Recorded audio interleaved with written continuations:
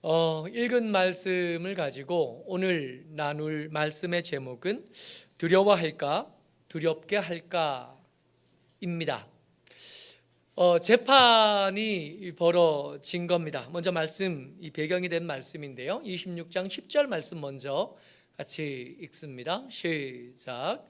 유다의 고관들이 이 말을 듣고 왕궁에서 여호와의 성전으로 올라가 여호와의 성전 새 대문의 입구에 앉음에.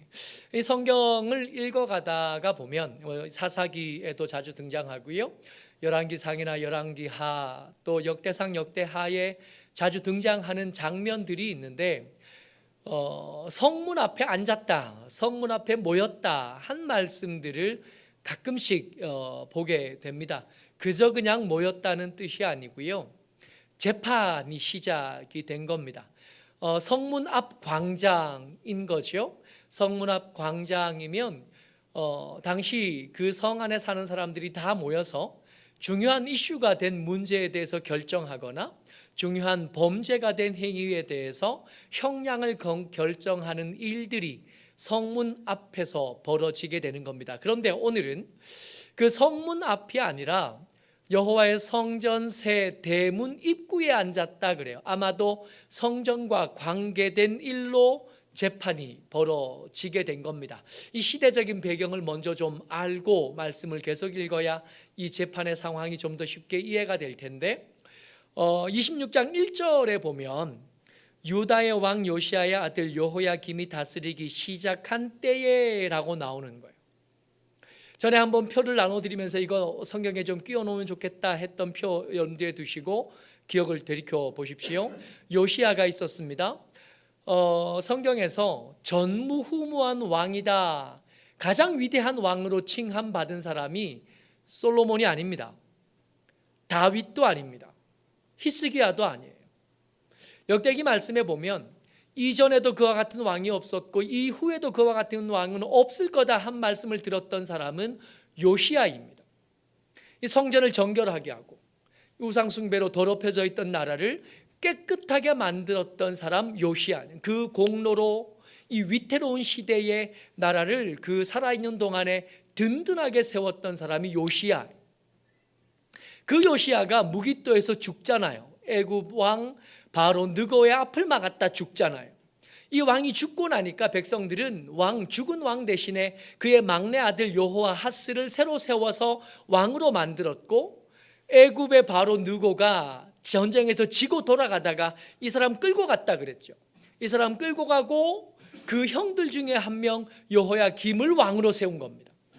그러니까 아직 요시야의 개혁이 완수된 것들이 아직 남아있을 때, 요시야의 개혁의 증거들과 요시야의 개혁의 열매들이 아직 그 땅에 남아있는 동안에 하나님께서 여호야김에게 전하신 말씀이 있었던 겁니다.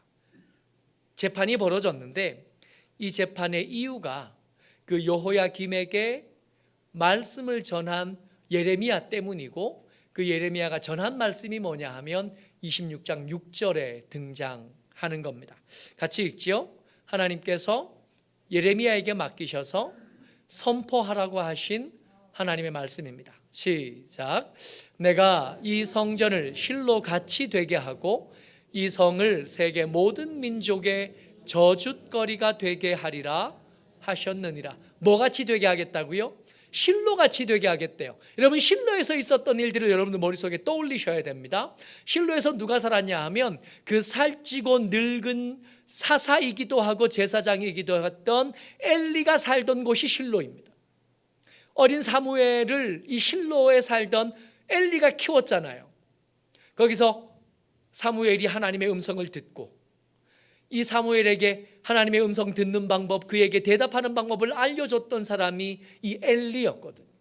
그런데 이 엘리의 말로가 어땠는지 우리가 아는 겁니다. 그의 아들 홈리와 비나스가 불량자였고 성전에서 차마 하지 못할 일들을 하다가 여호와의 언약궤를 전쟁터에 메고 갔다가 언약궤는 뺏기고 그들도 전쟁터에서 죽었던 일. 그 죽었던 이야기, 언약궤를 빼앗겼던 이야기를 듣고 이 살찌고 늙은 이 엘리가 의자에 앉아있다가 넘어져서 목 부러져서 죽었던, 그래서 이 엘리 얘기 들을 때마다 다이어트 해야 되는데 하는 감동이 막 치밀어 오르는 그 말씀이잖아요.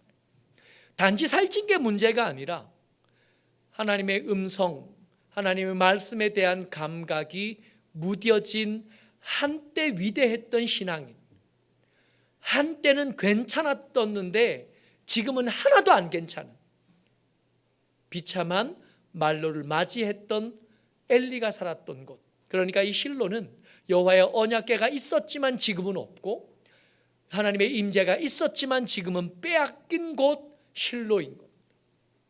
이 실로는 가장 실패한 성전의 대표 명사가, 실로 그러면 떠올리는 게 거기는 한때는 영화로웠대, 한때는 여호와의 임재가 있었고 하나님의 말씀이 있었대. 그런데 지금은 없어요. 요시야가 예루살렘에서 개혁을 단행하고 신앙을 새롭게 하고 하나님 앞에 드리는 예배를 온전히 하려고 몸부림칠 때는 하나님의 임재가 거기 계셨고 영화로웠던 곳이나 지금은 아니게 된 곳. 이쯤 되면 아직 그 흔적이 남아 있잖아요. 깨끗하게 되고 게다가 지금 새 대문, 성전 앞에 새 대문, 요시야의 업적일 거고 요시야의 열매일 텐데 그것이 온전히 남아있는 그때 이 말씀을 듣는 건 예배하러 온 모든 사람들을 모욕하는 말씀일 수밖에 없습니다. 지금 너희들이 멀쩡히 새 대문에 이 성전에 들어가려고 예배 드리려고 왔지만 이 성전은 이제 하나님이 계시지 않는다. 이 성전에는 이제는 하나님의 임재가 없고 하나님의 영광이 없다. 하나님께서 여기를 실로처럼 옛날에 그 실패한 성전처럼 만들어 버리겠다 그러면 이 말씀이 선포되고 나면 재판이 아니라 사실은 폭동이 일어났어도 할 말이 없는 상황인 겁니다. 그러니까 그나마 이 사람들이 아직은 마음을 붙잡고 있는 거예요. 그래서 마구 심판하지 않고 마구 돌 던지지 않고 일단 이 사람 예레미야를 끌고 성문까지 간 것만 봐도 아직까지는 그래도 이 사람이 그래도 막장은 아니구나 하는 걸 생각할 수 있는 정도의 일인 겁니다. 하나님이 이걸 모르셨을까요? 하나님이 예레미야에게 이 말씀을 맡기실 때 이렇게 위험하게 될 거고 이렇게 격렬하게 저항하게 될 걸 모르셨을까요? 그러실 리가 없어요. 하나님께서 예레미야에게 이 말씀을 맡기실 때부터 심상치 않았습니다. 26장 2절 같이 읽어보죠. 시작. 여호와께서 이와 같이 말씀하시니라. 너는 여호와의 성전 뜰에 서서 유다 모든 성읍에서 여호와의 성전에 와서 예배하는 자에게 내가 내게 명령하여 이르게 한 모든 말을 전하되 한마디도 감하지 말라. 이 말씀 앞에 배경을 듣고 이 말씀을 들으면 예수님 하나님께서 이 말씀을 왜 예레미야에게 말씀했는지 알 것 같은 거예요. 예레미야잖아요. 상대가 위대한 선지자, 감히 하나님의 말씀을 감하거나 더하거나 굽게 할 사람이 아니란 것 정도는 우리가 이미 알고 있는 거예요. 그렇게 알고 있는 사람이지만 지금 맡겨주신 하나님의 말씀은 그만큼 위태로운 겁니다. 그만큼 위험한 겁니다. 하나님의 말씀은 때때로 우리에게 평안을 주시지 않습니다. 하나님의 말씀은 때때로 우리의 삶을 가로막고 우리를 지탄하고 우리에게 손가락질하고 하나님의 말씀은 때때로 우리에게 돌을 던지기도 하십니다. 근데 이번에 던지는 돌이 큰 거예요. 왜 그렇게까지? 자칫하면 몇 남지 않은 당신의 사람 예레미야까지도 위험해질 수 있는데 왜 이렇게까지 위험한 말씀을 성전에 가서 이렇게 전하라고 하셨는가?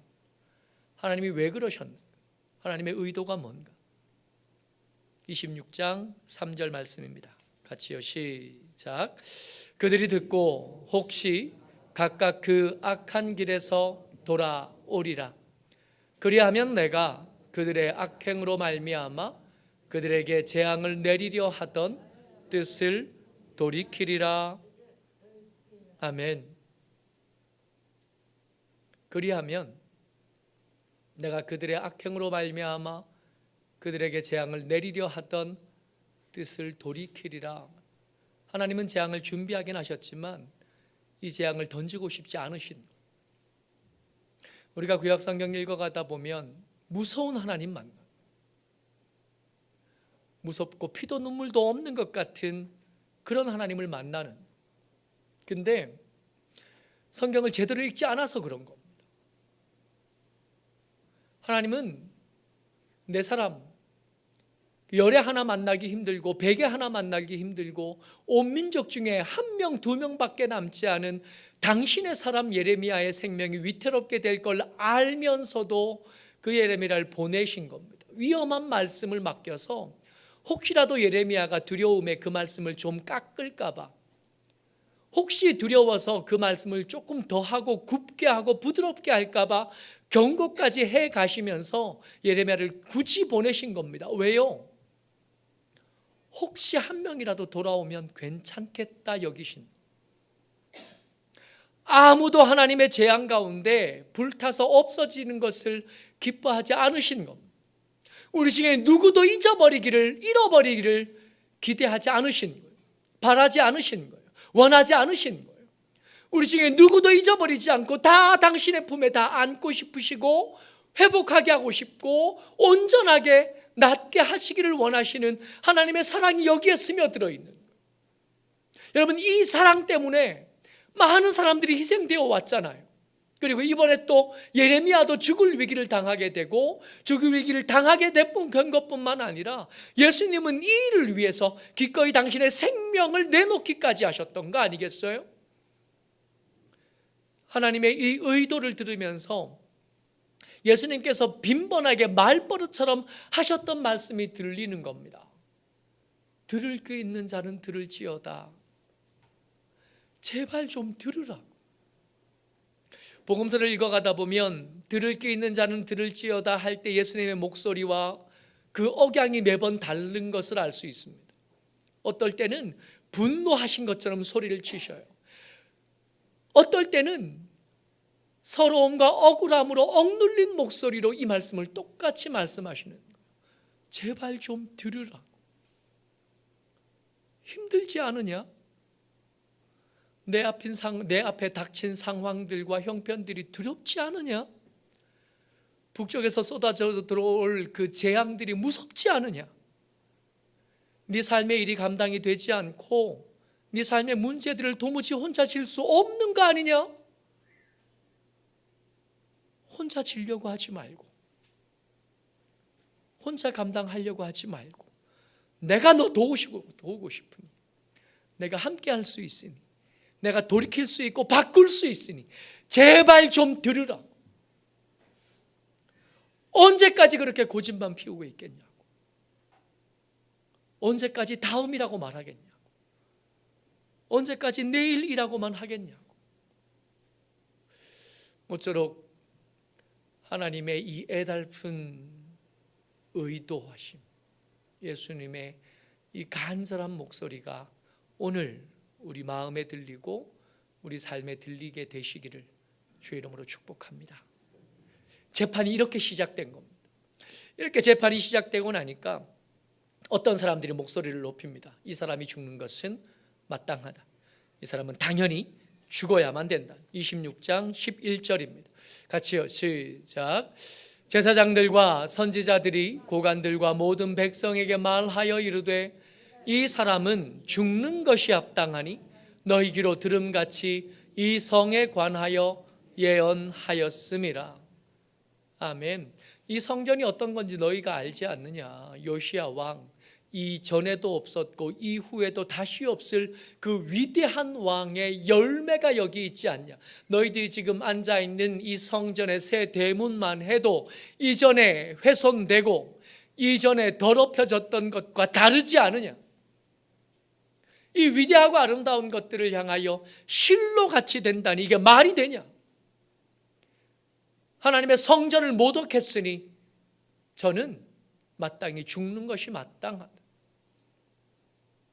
근데 이 말을 누가 했냐 하면 선지자와 제사장들이 했다는 것. 듣기만 하면 옳은 말 같아요. 옳은 말 같은데 가만히 듣자 하니 이 성전에서 빌어먹는 사람들이 한 얘기라는 거예요. 여기서 마음이 좀 걸리는, 이 성전이 계속 유지되어야 월급 받을 수 있고 이 성전이 계속 유지되어야 자기의 권위를 인정받을 수 있는 사람들, 제사장과 선지자들이. 그럼 이 말씀을 읽으면서 여러분들과 제가 정신 차려야 되는 것은 말씀을 읽고 말씀을 해석하는 일을 어떤 사람들에게만 맡기는 것이 얼마나 위험한 짓인가, 얼마나 위험한 일인가 하는 것을 다시 한번 듣는 겁니다. 여러분, 제사장들에게, 선지자들에게 말씀을 맡은 사람들인 것은 분명하지만 저 사람들도 하나님 같지는 않아서, 저 사람들도 하나님처럼 신실하지는 못한 사람들이라서 때때로 무서운 상황에 부닥치면 그 말을 깎을 수 있다는 거예요. 그 말을 더 할 수 있다는 거예요. 하나님의 말씀을 조금만 깎으면, 하나님의 말씀을 조금만 더 하면 엉뚱한 말 되는 거 일도 아니잖아요. 심지어 예레미야에게도 그런 위험이 있었고 그래서 하나님께서 예레미야에게 경고까지 하셨어야 됐잖아요. 그때 제사장과 선지자들에게 문제가 있을 수 있었다면 2025년을 살아가는 여러분들과 제게, 우리에게 말씀을 맡은 사람들을 그대로 신뢰하는 것은 말도 안 되는 일인 겁니다. 이거 위태롭고 위험하고 그렇게 신앙생활을 하는 거 아니에요. 내가 읽어요. 옛날에 빌립보 교회 성도들이 그랬던 것처럼 사도 바울이 말씀을 전하고 나면 과연 그 말씀이 그런가 하여 성경책을 뒤졌다잖아요. 그 수준까지 가야 돼. 우리가 성경의 말씀을 읽을 때 막양 아무렇게만 읽는 게 아니라 하나님의 말씀을 선포하는 사람들의 이야기를 들을 때 그저 아멘 하는 것이 아니라 과연 그런가 하여 집에 가서 뒤져봐야 되는 거예요. 뒤져보고 그게 문맥에 맞는 말인지, 혹 몇 마디 감하지는 않았는지, 혹 몇 마디를 더해서 왜곡시키지 않았는지 살펴보는 거예요. 빌립보 교회 성도들이 훌륭하고도 아름 성도들이었던 다른 이유가 있는 게 아니라 성경을 뒤져볼 줄 알았다는, 말씀을 꼬박꼬박 살펴보고 꼼꼼히 살펴볼 줄 알았다. 그랬더니 이 사람들의 믿음이 아름다워졌다. 너희를 자랑하고 너희를 위해 기도하는 일에 내게 기쁨이 크다라고 할 만한 사람들이었던 겁니다. 다른 게 있었던 게 아닙니다. 성경을 직접 읽은 거예요. 성경을 직접 읽고 묵상하고 생각하고 앞에서 하는 사람의 말이 혹 틀리지 않았는지, 문맥을 거스르지 않았는지 살펴본 겁니다. 그랬더니 위대한 신앙인이 될 수 있었던, 그때도 있었던 거예요. 제사장과 선지자들이 이렇게 말하니까 아니다라고 말하는 사람들이 있었다는 겁니다. 근데 그 사람들이 누구냐 하면 26장 16절의 첫 절만, 고관들과 모든 백성들이, 고관들과 모든 백성들이, 안수받아 세워진 제사장 아니었던, 안수받아 세워진 선지자 아니었던 백성들이 듣고 보니 이거 이상하다고 생각하는 거예요. 예레미야를 죽이겠다고 덤비는 이 사람들의 말이 앞뒤가 안 맞다고 생각하는 거예요. 그래서 그들이 목소리를 낸 겁니다. 하나님의 말씀을 맡은 자들이 성전 문 앞에서 이야기할 때 그 앞에서 그냥 아멘한 것이 아니라 이게 뭔가 잘못되어 간다고 생각하고 목소리를 낸 거예요. 26장 16절 같이요. 시작. 고관들과 모든 백성이 제사장들과 선지자들에게 이르되 이 사람이 우리 하나님 여호와의 이름으로 우리에게 말하였으니 죽일 만한 이유가 없느니라. 아멘.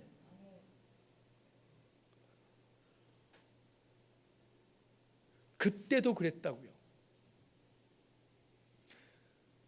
그때 요시야의 개혁을 함께했던 사람들의 수준이 어느 정도였냐 하면 제사장과 선지자들의 전한 말, 성전 문 앞에 서서 하는 말에 혹시 잘못된 것이 있는지 구별이 되는 사람들이요, 분별할 수 있는 사람들, 그리고 자기의 목소리를 내서 이게 틀렸다고 말할 수 있는 사람들이었다는 것.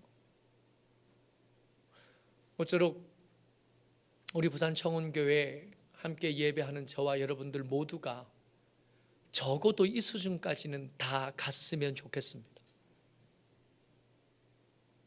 다 가야 돼요. 시절이 수상하고 혼란한 이때에 그저 넉넉고 아멘만 하다가는 큰일 나는 겁니다. 안 돼요. 그러면 안 돼요. 이렇게 목소리를 낸 사람들 사이에 리더가 될 만한 사람들이 또 한 사람들이, 여러 사람들이 등장합니다. 역사를 기억하고 있는 사람들, 성경을 기억하고 있는 사람들이, 말씀을 붙잡고 있던 사람들이 등장하여 그 목소리를 내기 시작합니다. 이 장로님들이래요.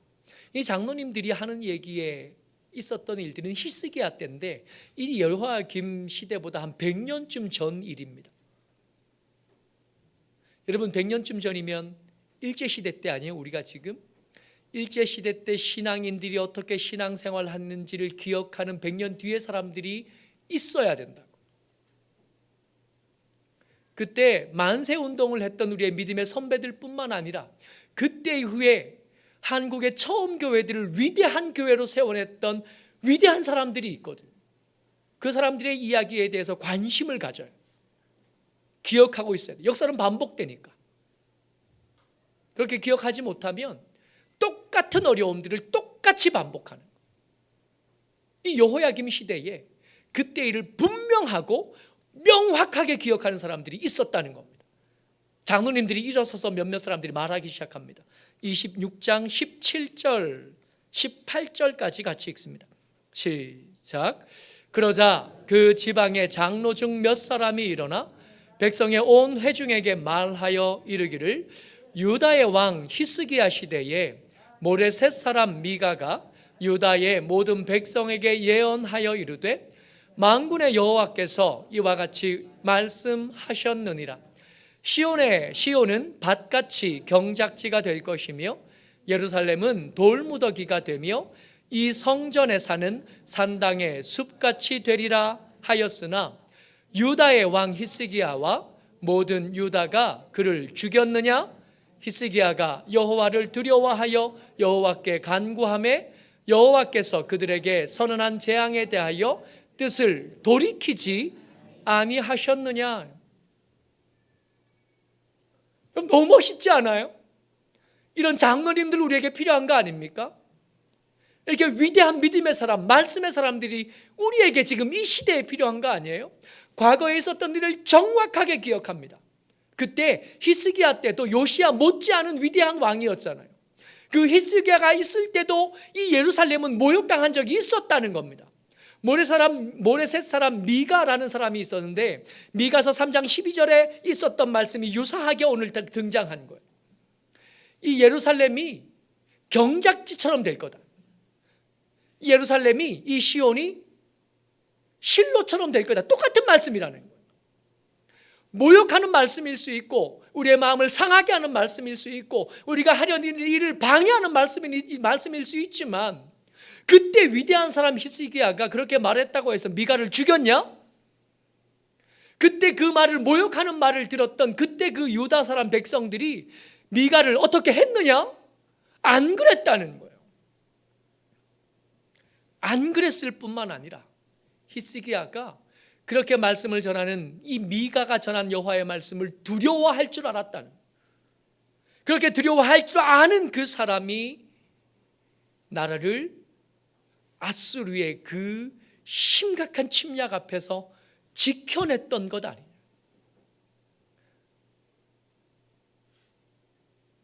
바벨론이 강하긴 하지만 아수르도 만만치 않았었고, 둘 다 우리 힘으로 이길 수 없는 문제였는데, 말씀을 두려워했던 히스기야는 위기에서 그 백성들을 건져냈어요.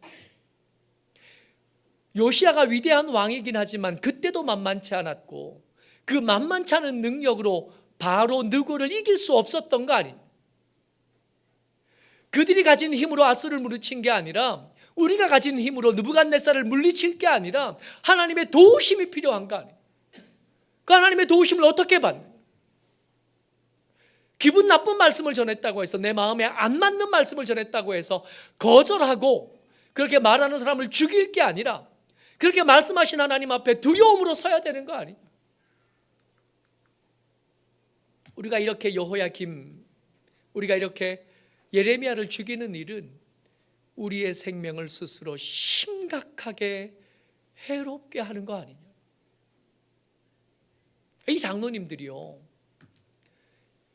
이 말씀을 향한 여호와의 의도를 정확하게 알고 있다. 이 말씀이 이 불편하고 이 어렵고 우리의 기호에 맞지 않고 우리의 삶을 거스르는 이 말씀이 왜 이 시간에 우리에게 주어졌는지 장로님들이 정확하게 알고, 오늘 설교의 제목이 두려워할까 두렵게 할까입니다. 우리 선택할 수 있어요. 여호야김 첫 해에, 다스리기 시작한 지 그 며칠 되지 않은 이때에 여호야김은 선택할 수 있었습니다. 하나님의 말씀을 두려워함으로 히스기야처럼 할 건지, 아니면 그렇게 기분 나쁜 말씀을 전하는 사람들을 죽여서 없이 할 건지. 우리 지난주에 살펴봤던 사람, 죽었던 선지자 이야기 기억나시지요? 그 우리아를 애굽까지 쫓아가서 잡아와서 기어코 죽였던 그 사건은 이렇게 일어난 겁니다.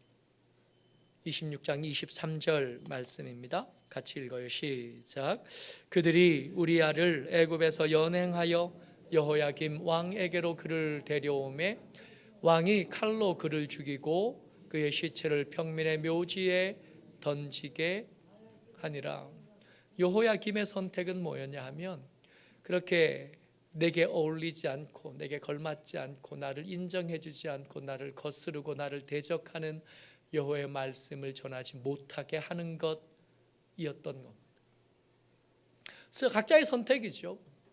각자가 선택할 수 있고 그 선택에 따라 그 삶을 살아갈 수 있습니다만은, 기억했으면 좋겠어요. 여호야김의 비참한 말로를 기억할 수 있었으면 좋겠고, 그 위태로운 중에도 자기도 살고 자기의 백성들도 기억고 살려냈던 히스기야를 기억할 수 있었으면 좋겠습니다. 그 이야기를 다 들은 다음에, 그런 다음에도 굳이 나는 여호야김처럼 살겠다 그러면 할 수 없죠.